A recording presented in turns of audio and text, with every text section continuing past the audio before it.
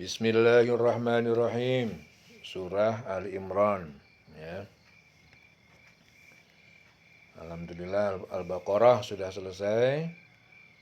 Sekarang mulai surah yang ketiga. Ya, Al-Baqarah itu surah kedua, Ali Imran surah ketiga.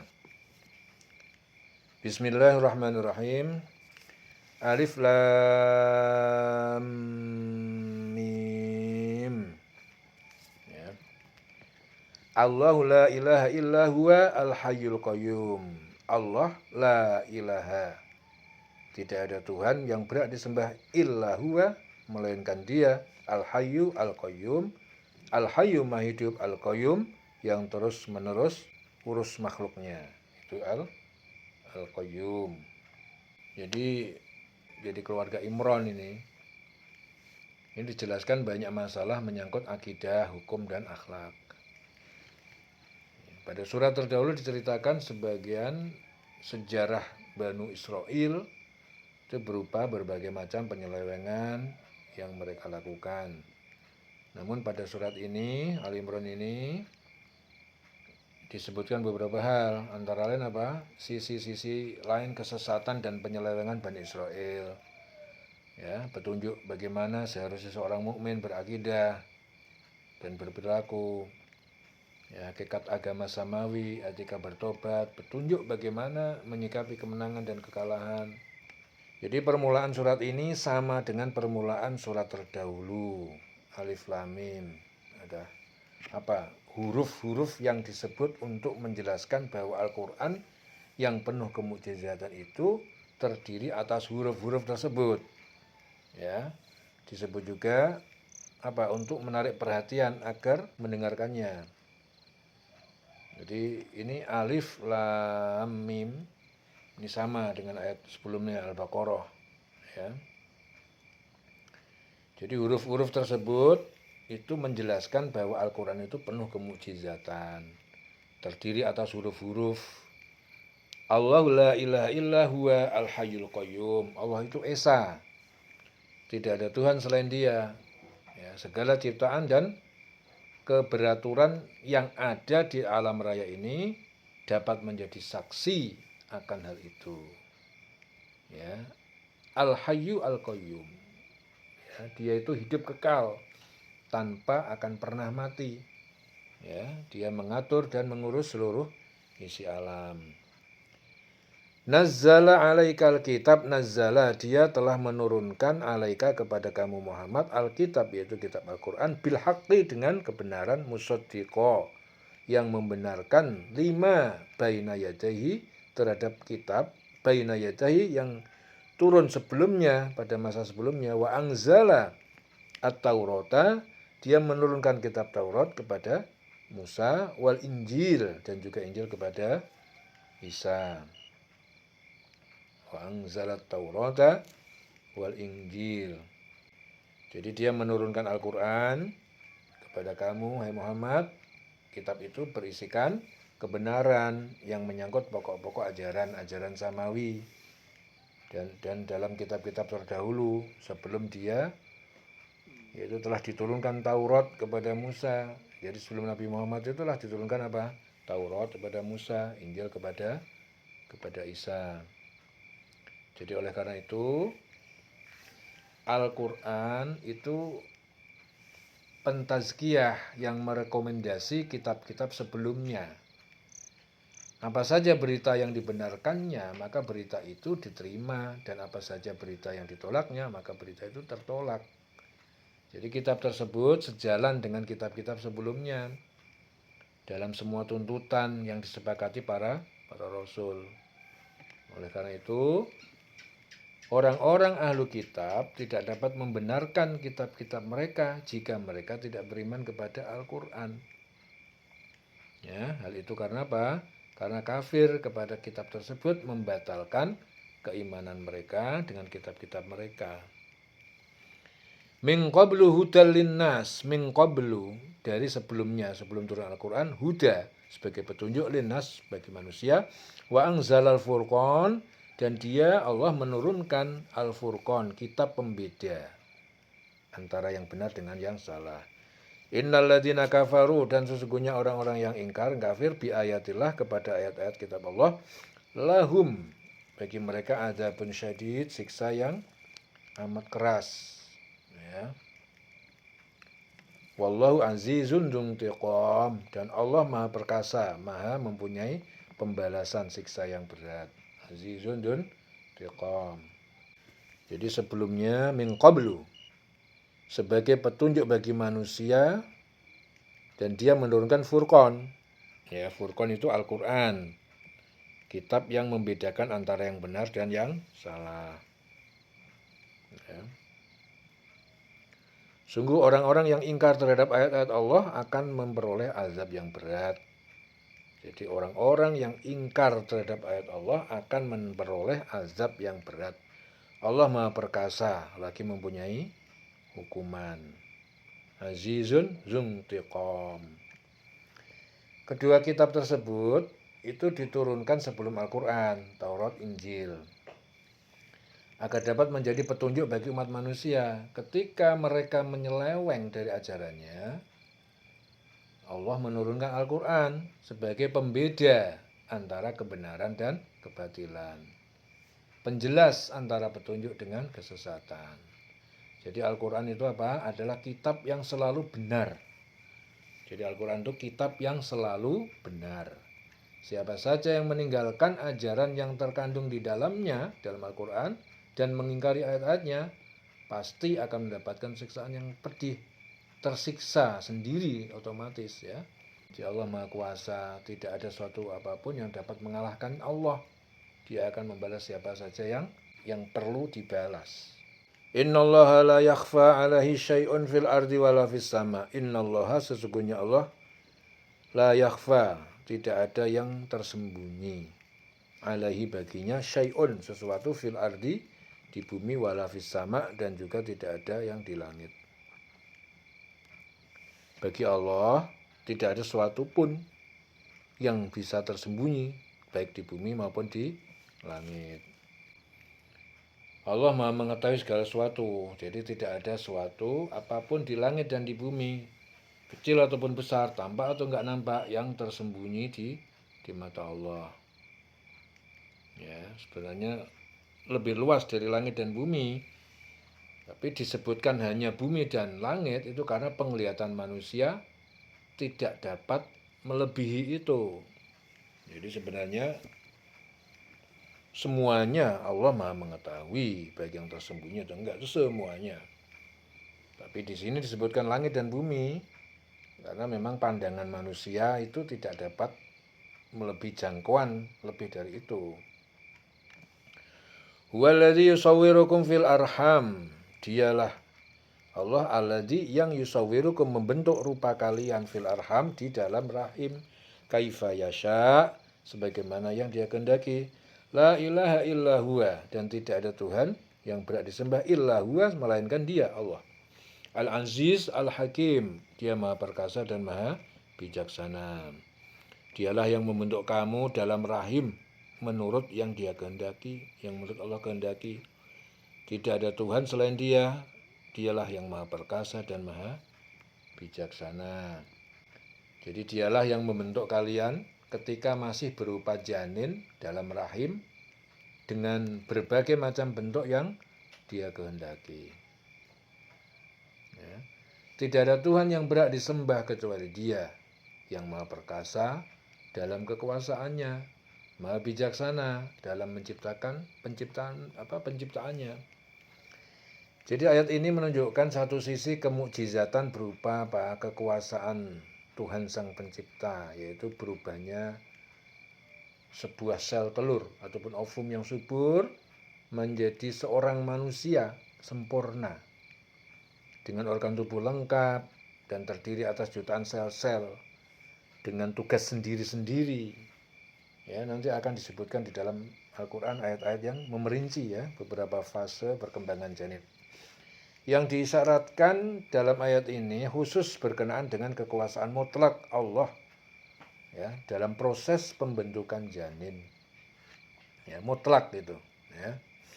Yaitu dalam sebuah sel-sel telur yang sangat kecil, Allah meletakkan seluruh gen yang menentukan jenis kelamin, ciri-ciri fisik, kepribadian, seperti bakat, intelijensia, dan kejiwaan. Ya, penentuan bentuk seseorang dari hasil pertemuan sel telur dan sel sperma dari jutaan sel-sel lainnya, ini merupakan bukti kehendak mutlak daripada Allah. Mutlak. Sehingga tidak ada di dunia ini orang yang sama persis dari segala segi. Ya, di dunia ini semua orang itu berbeda, nggak ada yang sama persis. Ya, misalnya dibentuk laki-laki dan perempuan, berkulit putih, berkulit hitam. Ya, jadi ayat-ayat ini mengandung apa? Takrir, sebuah pernyataan dalam keesaan Allah dan keberkahannya untuk diibadati, tidak selainnya. Membatalkan sesembahan-sesembahan yang disembah selain Allah. Membantah juga keyakinan orang-orang Nasrani yang menyangka bahwa Nabi Isa alaihissalam berhak disembah. Terbantah itu. Ya, demikian juga menunjukkan bahwa Allah Maha Hidup, Maha mengurus, ya, qayyumiyah tamah, yang menyangkut semua sifat sucinya, menerangkan syariat-syariat yang besar. Ya, bahwa syariat tersebut merupakan rahmat hidayah bagi manusia. Ya. Huwallazi anzala 'alaikal kitaba minhu. Huwa dialah Allah alladzi yang menurunkan anzala 'alaika kepada kamu alkitab, kitab Al-Qur'an, minhu ayatun muhkamat. Ya, minhu di dalamnya itu ayat-ayat, ada ayat-ayat muhkamat yang jelas, tidak mengandung arti samar. Muhkamat, ya, hunna umul kitab, itulah ibu pokoknya, yaitu kitab Al-Qur'an, wa ukharu mutasyabihat, dan yang lain ayat-ayat yang mengandung arti yang samar. Ya, yang lain mutasyabihat, ayat-ayat yang mengandung arti samar. Jadi yang satu umul kitab, yang satu wa ukhor, yang lain lagi mutasyabihat, ayat-ayat yang mengandung arti samar. Fa amal ladzina fi qulubihim zaigun, lalu adapun orang-orang alladzina fi qulubihim, yang di dalam hati mereka zaigun, kecenderungan pada kesesatan, fayattabi'una, maka mereka mengikuti matasyabaha minhu, apa yang masih samar-samar, minhu darinya, ibtigha al-fitnah, untuk mencari fitnah, kekacauan, wa ibtigha ta'wilih, dan mencari penafsiran-penafsiran yang salah.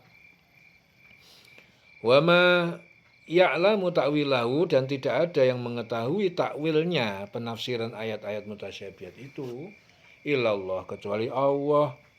Warasikhuna, dan orang-orang yang mendalam kuat fil ilmi, yaqulun, ya, orang-orang yang mendalam kuat ilmunya, yaqulun, mereka berkata, amanna, kami beriman, bihi, kepada Al-Qur'an, kullun min 'indi rabbina, semua ayat itu dari sisi Allah, wa ma yadzakkaru, dan tidaklah yang dapat mengambil pelajaran illa, kecuali ulul albab, orang yang mempunyai akal hati yang bersih. Ulul albab, dialah yang menurunkan kitab Al-Qur'an kepada kamu Muhammad. Di antaranya ada ayat-ayat muhkamat. Ya, ayat muhkamat itu ayat-ayat yang terang dan tegas maksudnya, dapat dipahami dengan mudah. Langsung, itulah pokok-pokok kitab Al-Qur'an. Yang lain apa? Mutasyabihat. Ya, yang mutasyabihat itu apa? Ayat-ayat yang mengandung beberapa pengertian, jadi sulit dipahami atau hanya Allah yang mengetahui. Jadi mengandung banyak beberapa pengertian. Adapun orang-orang yang di dalam hatinya condong pada kesesatan, maka mengikuti yang mutasyabihat untuk mencari apa? Mencari fitnah dan untuk mencari-cari takwilnya. Ya, padahal tidak ada yang mengetahui takwilnya kecuali Allah.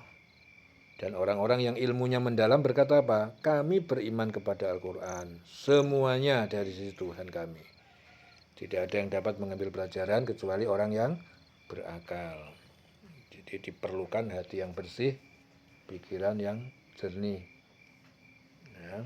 Dialah Allah itu menurunkan Al-Qur'an kepada kamu, wahai Muhammad. Di antara hikmahnya, sebagian ayat Al-Qur'an itu muhkamat. jelas arti dan maksudnya. Dan sebagian yang lain apa? Mutasyabihat, sulit ditangkap langsung maknanya akan kebanyakan orang. Samar bagi orang-orang yang belum mendalam ilmunya, ya, samar. Tapi bagi orang yang belum mendalam ilmunya. Jadi ayat-ayat mutasyabihat itu diturunkan untuk memotivasi para ulama agar giat melakukan studi, penalaran, berpikir, teliti dalam beristihad dan menangkap pesan-pesan agama. Ya, jadi ayat-ayat mutasyabihat itu diturunkan untuk motivasi itu, ya. Jadi supaya para ulama agar giat melakukan studi, menalar. Jadi mengerti Al-Quran itu butuh menalar. Otaknya harus kerja. Otaknya harus kerja. Otaknya harus berpikir, harus teliti. Ya, jadi untuk bisa mengerti ayat-ayat mutasyabihat. Orang-orang yang hatinya condong kepada kesesatan itu mengikuti ayat-ayat mutasyabihat untuk menebar fitnah.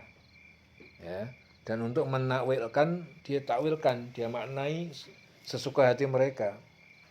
Padahal takwil yang benar dari ayat-ayat tersebut tak dapat diketahui kecuali Allah Subhanahu wa taala dan orang-orang yang mendalam ilmunya. Ya. Mereka berkata apa? Kami meyakini itu datangnya dari Allah. Kami tidak membedakan keyakinan kepada Al-Quran antara yang muhkam dengan yang mutasyabihat. Jadi kami tidak membedakan keyakinan, ya, antara ayat muhkamat dengan mutasyabihat. Kami tetap yakin dari Allah. Tidak ada yang mengerti itu, ya, kecuali orang-orang yang memiliki akal sehat, yang tidak mengikuti keinginan hawa nafsunya.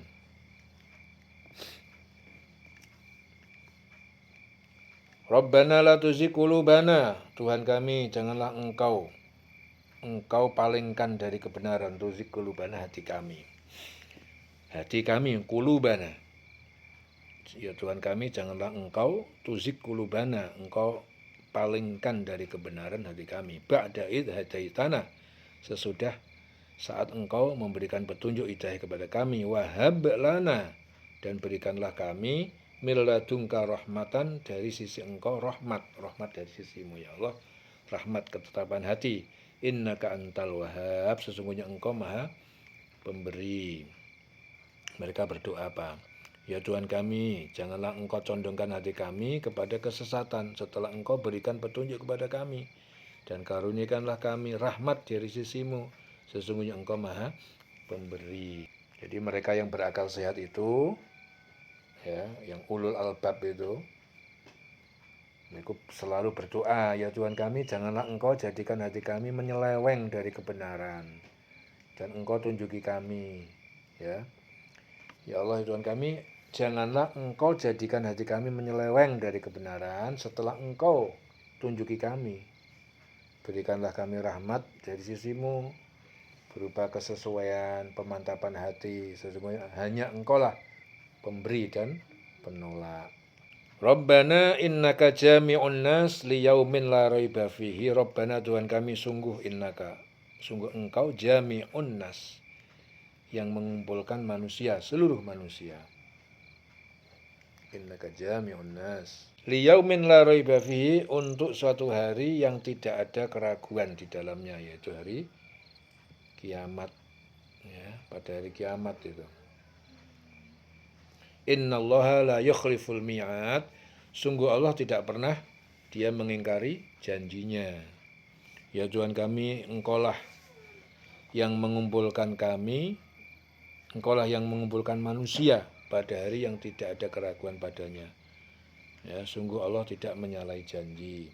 Ya Tuhan kami, engkau mengumpulkan manusia pada hari yang kedatangannya pasti, ya, untuk memberi pembalasan kepada setiap orang sesuai amal dan usahanya. Engkau telah menjanjikan itu ya Allah. Nah, sesungguhnya engkau tidak pernah menyalahi janji. Jadi tujuan doa ini itu apa? Menjelaskan bahwa hati mereka itu tertuju kepada akhirat. Oleh karena itu, mereka meminta keteguhan di atas hidayah agar memperoleh pahalanya. Ya, jadi pada beberapa ayat di atas, Allah SWT memuji orang-orang yang ilmunya mendalam dengan 7 sifat yang merupakan tanda kebahagiaan. Ya, dieling-eling selawase.